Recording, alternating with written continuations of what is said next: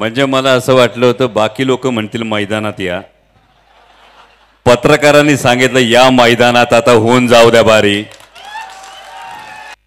पण आदिशक्ती तुळजाभवानी, उभ्या हिंदुस्थानचा आराध्य दैवत छत्रपती शिवाजी महाराज आणि छत्रपती शिवाजी महाराजांनी या महाराष्ट्राच्या मातीतल्या माणसाला जगावं कसं हे शिकवल्यानंतर याच मातीतल्या माणसाला शेवटच्या श्वासापर्यंत स्वाभिमानानं लढावं कसं हे शिकवणारे छत्रपती संभाजी महाराज यांच्या पवित्र स्मृतींना अभिवादन करतो. आजच्या महाविकास आघाडीच्या राष्ट्रवादी काँग्रेस शरदचंद्र पवार पक्षाच्या अधिकृत उमेदवार आणि जुन्नरचा शिलेदार भावी आमदार सत्यशील दादा शेरकर यांच्या आजच्या निवडणूक अर्ज भरण्यानंतरच्या या सभेसाठी उपस्थित असणारे शिवसेनेचे उपनेते, पुणे जिल्ह्याचे संपर्क प्रमुख मान्य आमदार सचिन भाऊ अहिर, त्याचे विधानसभा संपर्क प्रमुख मान्य दिलीपजी बामणे साहेब, किशोर शेठ असतील, अनंतरावजी चौगुले असतील, आदरणीय शरदरावजी लेंडे साहेब असतील, जिल्हा प्रमुख सुरेश भाऊ भोर असतील, बाजीराव शेठ लेंडे असतील, अशोक नाना घोलप असतील, तालुक्याचे आमचे अध्यक्ष तुषार भाऊ थोरात, हे सगळे उपस्थित मान्यवर मला पूर्ण कल्पना आहे. अंकुश शेठ असतील, मोहित भाऊ असतील, सगळी तोला मोलाची, जीवाला जीव देणारी, खांद्याला खांदा लावून लढणारी सगळी माणसं आहेत उपस्थित. सगळे आजी माजी पदाधिकारी आणि माझ्यापेक्षा खरं तर खरे खासदार जे ती ही सगळी माणसं आहेत, ते सगळेजण, सगळे पदाधिकारी, आपण सगळेजण, सगळ्या भगिनी, सगळे पत्रकार बांधव, सगळ्यांना जय शिवराय. खरं तर सचिन भाऊ, काल आंबेगाव तालुक्यात एक सभा झाली, आत्ता ही जुन्नर तालुक्यातली सभा आहे. विश्वास बसणार नाही, आत्ता 3:30 वाजलेत आणि 9, 9:30 वाजता आलेली माणसं 3:30 वाजेपर्यंत तब्बल 6 तास एवढ्या मोठ्या संख्येनं ही बसलीत. याच्यावरून कळून चुकले का जुन्नरकरांनी आता घड्याळ टाकले, हे तुमच्या या वेळेवरून कळून चुकले. आणि त्यामुळे आता विरोधकांना एकच भीती, सत्यशील दादाचं लीड किती.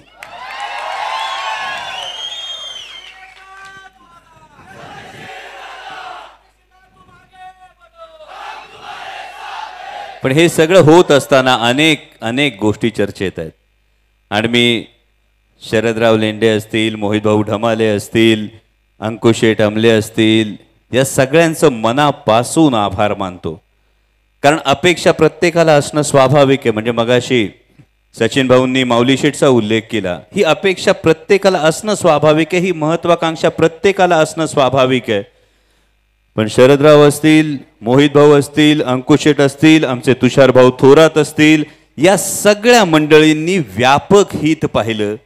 या सगळ्यांनी पाहिलं मी जिंकलो किंवा मी जिंकणार की नाही, यापेक्षा महत्वाचं आदरणीय शरदचंद्रजी पवार साहेब जिंकले पाहिजेत, महाविकास आघाडी जिंकली पाहिजे, मान्य उद्धव साहेब ठाकरे जिंकले पाहिजेत, ही भावना आहे.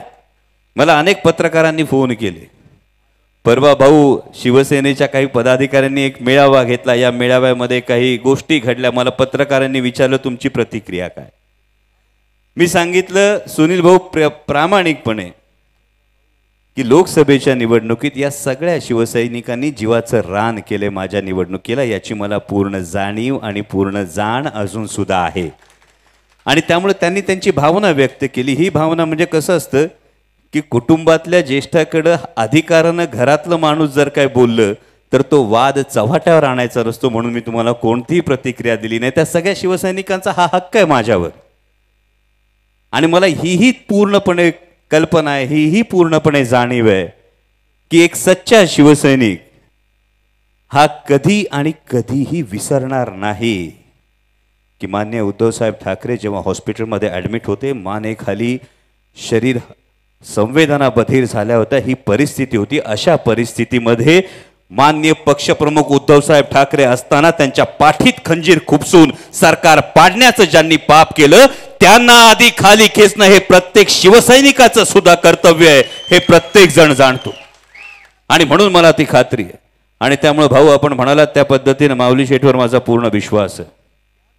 अत्यंत सच्चा, निर्लज, अत्यंत निस्वार्थी असा हा कार्यकर्ता आहे आणि नक्कीच महाविकास आघाडीचं, शिवसेनेचं व्यापक हित माऊली शेठ नक्की डोळ्यापुढे ठेवतील हा मला त्यांच्यावरचा विश्वास आहे. आणि त्याचबरोबर यांना इतर अनेक गोष्टी सुरू झाल्या. परवा कोणीतरी असं म्हणालं की कुणाला तरी चौगुले काका राष्ट्रवादी काँग्रेस पक्ष एकसंध ठेवायचा होता.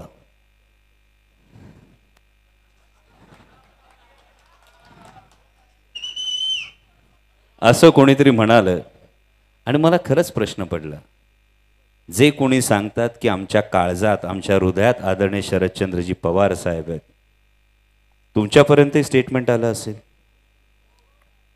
आदरणीय शरदचंद्रजी पवार साहेब आमच्या हृदयात आहे असं सांगणाऱ्यांनी खरं तर प्रामाणिकपणे या मायबाप जनतेला याचं उत्तर द्यावं की जर आदरणीय शरदचंद्रजी पवार साहेब तुमच्या हृदयात होते तर लोकसभेला हाच आपला बाप उन्हातानाची पर्वा न करता, पायाला बांधलेल्या पट्टांच्या जखमांची पर्वा न करता, तब्येतीची पर्वा न करता उन्हातानात राबत होता, तेव्हा तुमच्या हृदयात शरद पवार साहेब नव्हते? याचं उत्तर कोण देणार? जेव्हा माननीय पंतप्रधान पुण्यामध्ये येऊन आदरणीय शरदचंद्रजी पवार साहेबांना भटकती आत्मा म्हणाले, तेव्हा तुमच्या हृदयात शरद पवार साहेब नव्हते? जेव्हा देशाचे गृहमंत्री आदरणीय पवार साहेबांवर भ्रष्टाचाराचे आरोप करत होते, अरे कुठं गेला होता शिवनेरीचा स्वाभिमान? का नाही फेकता आला तुम्हाला राजीनामा? कशाला सोयीनी गप्पा मारता की आदरणीय पवार साहेब तुमच्या हृदयात आहेत? जर आदरणीय पवार साहेब तुमच्या हृदयात आहेत तर माणूस आहात की कोण तुमच्या हृदयाला घर कशी नाही पडली? जेव्हा पवार साहेबांना या पद्धतीनं धोका देऊन माणसं सोडून जात होती, जेव्हा दिल्लीचे 2 दिल्लीपती आदरणीय पवार साहेबांना गुडघ्यावर बसवण्यासाठी राबत होते, देव पाण्यात घालून बसले होते, लोकसभेला 15-15 सभा करत होते, तेव्हा तुमच्या हृदयातल्या पवार साहेबांना तुम्हाला हाक नाही घालता आली? असं नाही वाटलं? साधी सरळ गोष्ट आहे. घरात येऊन जर बापाला कोणी आव्हान दिलं ना तर पोरग कधी तालमीत गेलं नसलं तरी बी ते शड्डू ठोकतो. ही आमची संस्कृती आहे. मग तुम्ही काय करत होतात? जेव्हा 40 वर्ष सगळ्या गोष्टी तुमच्या हातात येत होत्या आणि तेव्हा तुम्हाला पवार साहेब आठवले नाहीत.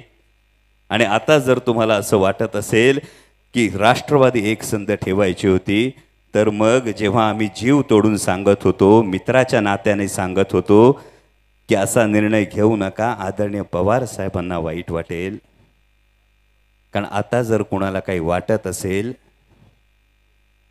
तर पवार साहेब सुद्धा माणूस आहे. तो विचार करा, साहेबाला काय वाटलं असेल, त्या पवार साहेबांना काय वाटलं असेल. आता सांगतात एका माणसामुळे राष्ट्रवादी एकसंध होऊ शकली नाही. त्यांनी एकदा सांगावं पवार साहेबांना काय वाटलं असेल. गेला होतात का कधी विचारायला? बघितलेत का कधी पवार साहेबांनी पापण्यांच्या आड दडवलेले त्यांचे अश्रू? जेव्हा 40-40 वर्षाची माणसं सोडून जात होते, पोटच्या पोराप्रमाणे ज्यांना सगळं काही दिलं, मागितलं ते दिलं, ही माणसं सोडून जात होती, जेव्हा तो थरथरता पवार साहेबांचा हात तो धरला का नाही तुम्ही? हा प्रज्ञा, याचा जवाब आधी तुम्ही जनतेला दिला पाहिजे आणि मग सांगितलं पाहिजे कोण एकसंध ठेवत होतं, कोण तोडायला निघालं होतं. म्हणजे शरद लेंडे साहेब सगळे उहापोह करणार नाहीत. ही सगळी माणसं पुरावा आहेत. मी कधी खासगी बैठकीतल्या गोष्टी चव्हाट्यावर आणत नाहीत, पण ही सगळी माणसं पुरावा आहेत. कधी खासगीत विचारत सत्य काय ही माणसं सांगतील.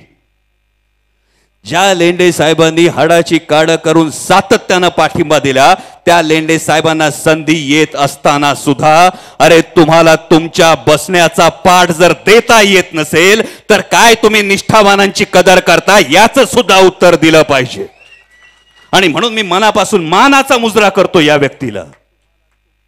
लेंडे साहेबांना मी मानाचा मुजरा करतो की समोर जेवणाचं ताट असताना आदरणीय पवार साहेबांसाठी काय महत्वाचं याचा त्यांनी विचार केला. त्यांनी मनाचा मोठेपणा दाखवला आणि ही गोष्ट आमच्या काळजावर कोरली गेली.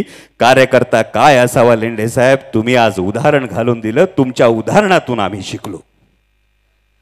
मध्यंतरी काही वेगळे उल्लेख झाले, शिक्षणाचे उल्लेख झाले आणि मला एक किस्सा आठवला. गंगा नदीत वहिनी एक बोट चालली होती. बोटीत आपला नावाडी वल्ली मारित होता आणि 3 पंडित बसले होते. एका पंडितांनी विचारलं नावाड्याला, तुला अर्थशास्त्र येतं का? नावाडी म्हणला नाही. पंडित म्हटला, तुझं 25% आयुष्य वाया गेलं. दुसऱ्या पंडिताने विचारलं, तुला आयुर्वेद येतो का? नावाडी म्हणला नाही. तो म्हटला, तुझं 50% आयुष्य वाया गेलं. तिसरा पंडित म्हणाला, तुला समाजशास्त्र येतं का? नावाडी म्हणला नाही. तो म्हटला, तुझं 75% आयुष्य वाया गेलं. आणि तेवढ्यात होडीला पडलं भोग. पाणी यायला लागलं बसा बसा बसा बसा बसा बसा. नावाड्याने 3 पंडितांना विचारलं, तुम्हाला पावता येतं का? 3 म्हणले नाही. नावाड्याने उडी मारली, म्हणला, तुमचं सगळं आयुष्यच वाया गेलं. आणि त्यामुळे गेली 10-11 वर्ष कारखान्याची नाव यशस्वीपणे चालवणारा नावाडी हा तुमचा उमेदवार आहे, ही गोष्ट ध्यानात ठेवा. आणि अनेक लोक त्यांच्या शिक्षणाच्या गोष्टी सांगत असतील. आपल्यापैकी बरेच जण इंजिनियर असतील इथं बसलेले. आहेत का कोणी इंजिनियर? आहे. गंगा साहेब, माझे पण लई मित्र इंजिनियर आहेत. हा, इंजिनियर असलेल्या डिग्र्या पण आहेत आणि माझे लई मित्र इंजिनियर आहेत. पण माझ्या कुठल्याच मित्राने आत्तापर्यंत मला सांगितलं नाही की इंजिनिअरिंगला एक नवीन विषय अभ्यासक्रमात आलाय ज्याचं नाव गद्दारी आहे. हा मला कधी कानावर आलेला विषय नाही. आणि त्यामुळे ज्यांनी गद्दारी केली असेल, आदरणीय शरदचंद्रजी पवार साहेबांचा साथ सोडली असेल. खरं तर उमेदवार शरद लेंडे साहेब आहेत, उमेदवार सत्यशील दादा शेरकर आहेत, उमेदवार मोहित भाऊ ढमाले आहेत, उमेदवार अंकुश आमले आहेत, उमेदवार माऊली खंडागळे सुद्धा आहेत. पण त्याही पलीकडे उमेदवार जर कोण असेल तर ते आदरणीय शरदचंद्रजी पवार आणि माननीय उद्धव साहेब ठाकरे आहेत. कारण ही निवडणूक मगाशी सचिन भाऊ म्हणाले त्या पद्धतीनं केवळ 2 पक्षांची, केवळ 2 माणसांची अशी निवडणूक राहिलेली नाही. ही निवडणूक तत्व, निष्ठा, स्वाभिमान याची निवडणूक आहे. आज जेव्हा महाराष्ट्रभर फिरतोय, महाराष्ट्रभर फिरत असताना तब्बल 7,500 किलोमीटर फिरलोय, 67 मतदारसंघातून जाऊन आलोय आणि प्रत्येकाच्या चेहऱ्यावर लिहिलंय की आता हे लबाड महायुतीचं सरकार घालवायचं म्हणजे घालवायचं. आणि म्हणून पोटतिडकीने सांगतो भावांनो, उद्या येऊन कोणी भावनिक करल, कोण कुठल्या वेगळ्या गोष्टी सांगल. विचार करा, कांद्याची जेव्हा निर्यात बंदी झाली होती तेव्हा विद्यमान आमदारांना विधान भवनाच्या पायऱ्यांवर बसून आंदोलन करताना बघितलं होतं का? विद्यमान आमदारांना कधी सांगताना बघितलं होतं का, जर कांद्याची निर्यात बंदी उठवली नाही तर यात गाठ माझ्याशी हे सांगताना तुम्ही बघितलं होतं का? जेव्हा सोयाबीनचे भाव पडले तेव्हा आवाज उठवताना कोणी पाहिलं होतं का? आणि त्यामुळं भावनिक होऊन मत टाकलं. आणि जर मत चुकलं तर विधानसभेत जे कोणी चुकीचे आमदार जर निवडून दिले तर त्यांचं मत आपल्या विरोधात नाही, त्यांचं मत आदरणीय पवार साहेबांच्या विरोधात असणार आहे, मान्य उद्धव साहेब ठाकरे यांच्या विरोधात असणार आहे, राहुलजी गांधी यांच्या विरोधात असणार आहे. याची फक्त जाणीव ठेवा. आणि म्हणून आज तुतारीला मत म्हणजे पवार साहेबांना मत, तुतारीला मत म्हणजे उद्धव साहेब ठाकरेंना मत, तुतारीला मत म्हणजे राहुलजी गांधी यांना मत. आणि त्याच्याच उलट विचार करा, आता घड्याळाला मत म्हणजे भाजपला मत.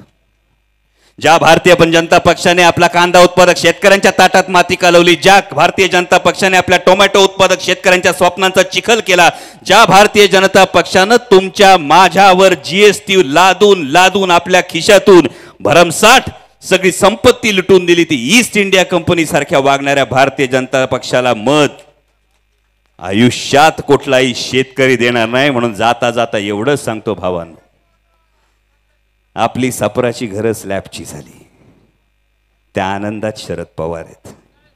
आपल्या जिरायती जमिनी बागायती झाल्या, त्यात पिकणाऱ्या ऊसाच्या गोडव्यात शरद पवार आहेत. आपल्या जमिनीत पिकणाऱ्या भाजीच्या देठात शरद पवार आहेत. आणि काही जरी झालं तरी बाप विसरायचा नसतो, त्याच्या सुरकुतलेल्या चेहऱ्यातून सुख होऊन व्हायचं असतं. आणि म्हणून एवढंच सांगतोय जाता जाता, महाराष्ट्रभर फिरतोय, लोकसभेला बी सांगितलं होतं, लोकसभेला पण तुम्हाला सांगितलं होतं, का स्वतः निवडणूक लढवत असताना सुद्धा याला म्हणतात जनतेने निवडणूक हातात घेणं. दादांनी आत्ताच लिहून टाकले माजी आमदार.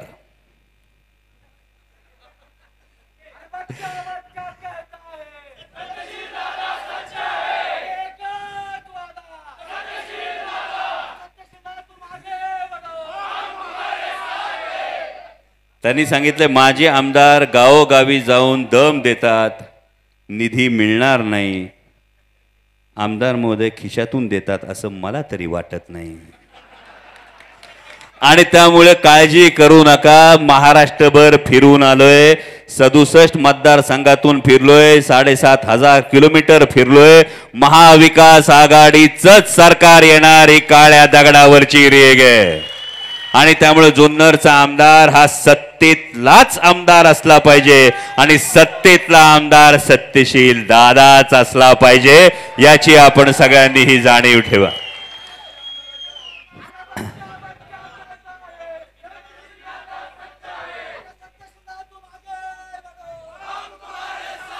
तुम्ही सांगितलेला फोन बी लक्षात आहे.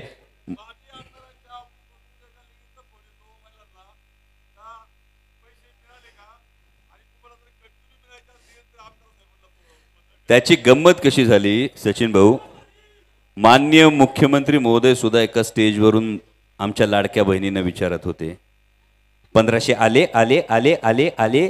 आमच्या बहिणी म्हणत होता तुम्ही काय खिशातून दिले खिशातून दिले खिशातून दिले. आणि जसं मगाशी सांगितलं आता भाऊबीज आहे. भाऊबीजेला आल्यानंतर भावाला ओवाळलं, भावाने भाऊबीज टाकली तर बाहेर जाऊन भाऊ काय होर्डिंग लावतोय का? टाकली टाकली टाकली भाऊबीज टाकली बरं का. झालंय का असं? जर असं कधी झालं नसेल तर ही नाती जी आहे,